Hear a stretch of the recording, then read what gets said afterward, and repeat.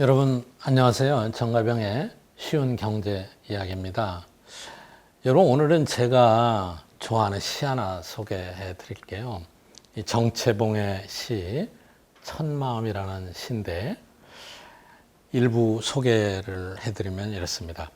학교에 입학하여 새 책을 앞에 놓고 하루 일과표를 짜던 영롱한 첫마음으로 공부한다면, 사랑하는 사이가 처음 눈을 맞던 날의 떨림으로 계속된다면, 첫 출근하는 날 신발끈을 매면서 먹은 마음으로 직장 일을 한다면, 아팠다가 병이 나은 날의 상쾌한 공기 속에 감사한 마음으로 몸을 돌본다면, 개업날의 첫 마음으로 손님을 언제고 맞는다면.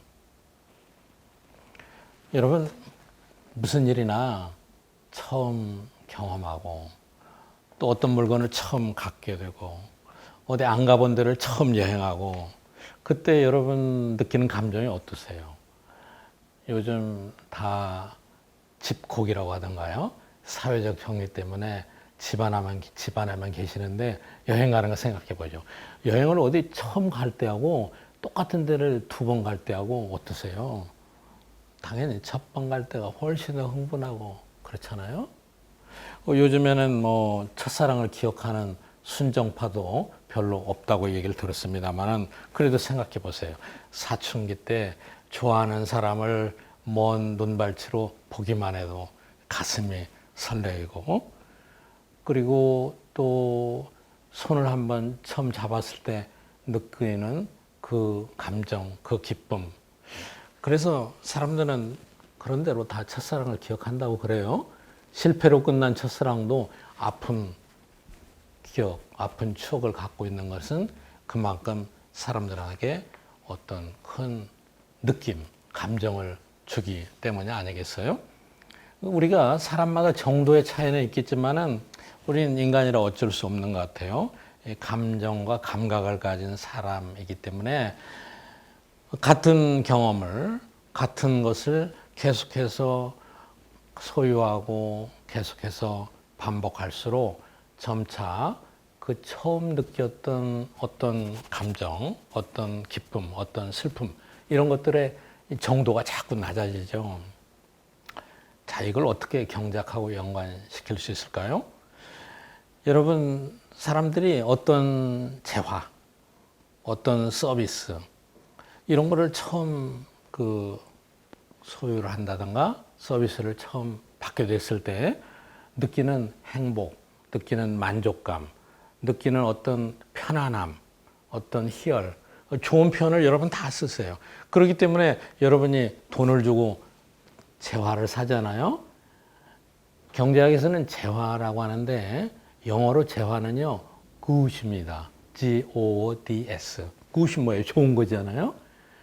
여러분이 본인에게 어떤 좋은 느낌이나 좋은 기쁨, 좋은 만족을 주지 않은 걸 사지는 않아요. 그러니까 재화라는 것은 그런 좋은 느낌을 주는 것만 재화입니다. 재화의 반대말은 비재화라고 하는데 영어에서는 분명해요. 비재화는 뭐냐? good의 반대가 뭡니까? bad입니다. bad. B-A-D. 예를 들어서 공해 물질이 나온다. 이건 여러분이 그걸 살려고 하지 않잖아요. 그건 비재화입니다. 그런데 이렇게 어떤 재화나 서비스를 처음 소유할 때 느끼는 만족감, 기쁨, 이런 것들을 경제학에서는 전문 용어를 하나 써요. 그걸 효용이라고 합니다. 효용이라고 하는데 효용이 높을수록 쓸모가 많은 거죠. 그런데 이 효용 중에서 맨 처음 어떤 재화를 가지게 될 때, 그리고 또 재화를 한 단위씩, 서비스도 마찬가지입니다. 하나하나 추가적으로 더 소비하게 될 때 추가되는 효용을 우리가 한계 효용이라고 합니다. 예를 들어서 뭘 들까요? 아이스크림? 맥주? 자, 목이 타는데 맥주를 한 잔 딱 마셨어요. 그때 첫 한 잔을 마실 때 한계 효용이 엄청 커요. 그 다음에 두 번째 잔을 마셨어요. 그럼 첫 번째 느꼈던 한계 효용보다 두 번째 잔으로부터 얻을 수 있는 효용은 좀 적겠죠. 그 다음에 세 번째, 네 번째, 한계 효용이 체감해요. 한계 효용은 소비가 많아질수록 점차 체감을 합니다. 또 한계 효용은 어떤 때 커지게 되느냐? 여러분, 물을 마실 때는요, 물론 이제 높은 산에 올라갔을 때 목이 엄청나게 말랐는데 물 한 잔 마신다고 한계 효용이 최고겠죠. 그런데 물이 뭐 보통 때 물이 많잖아요. 물 한 잔 마실 때 느끼는 한계 효용이 물이 귀하지 않을 때는 그렇게 크질 않습니다. 다이아몬드는 어때요? 여러분, 다이아몬드 하면 되게 귀가 번쩍 뜨이잖아요. 그 비싼 거. 희소한 것에 대해서는 처음 그거를 가질 때 한계 효용이 엄청 커요. 그러니까 경제학자들은 초기에 이 문제를 해결을 못했어요. 왜냐? 물은 없으면은 오래 우리가 살아남을 수가 없어요. 다이아몬드는 평생 동안 없어도 우리 사는데 지장이 없습니다. 그러니까 필요성의 측면에서는 물이 엄청 필요하죠. 그런데 물의 값이 다이아몬드보다 훨씬 싼 거예요. 그런데 다른 물건하고 바꾸거나 팔려면은 물보다 다이아몬드하고 훨씬 큰 거죠.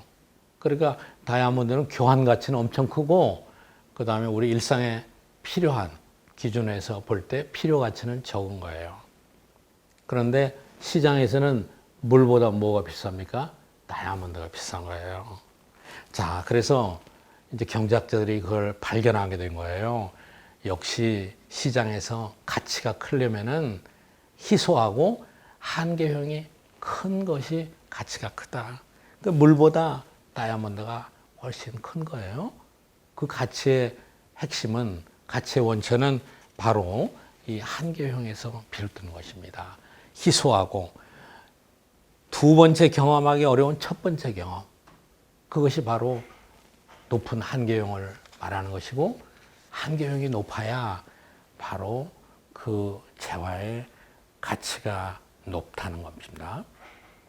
여러분, 정채봉의 첫마음시는 이렇게 끝나죠. 여행을 떠나던 날 차표를 끊던 가슴 뛰임이 식지 않는다면, 이 사람은 그때가 언제이든지 늘 새 마음이기 때문에 바다로 향하는 냇물처럼 날마다 새로우며 깊어지며 넓어진다. 여러분, 우리가 모든 일을 시작할 때 그것을 처음 시작할 때 갖고 있었던 첫 마음, 첫 각오로 임한다면은 실패할 일이 없겠죠. 그리고 요즘 여러분이 하시는 일에서도 한계형을 높이고 남에게 가장 높은 한계형을 주는 일을 하십시오. 그것이 가장 큰 가치를 만들어냅니다. 여러분, 오늘도 정가병의 쉬운 경제 이야기였습니다. 감사합니다.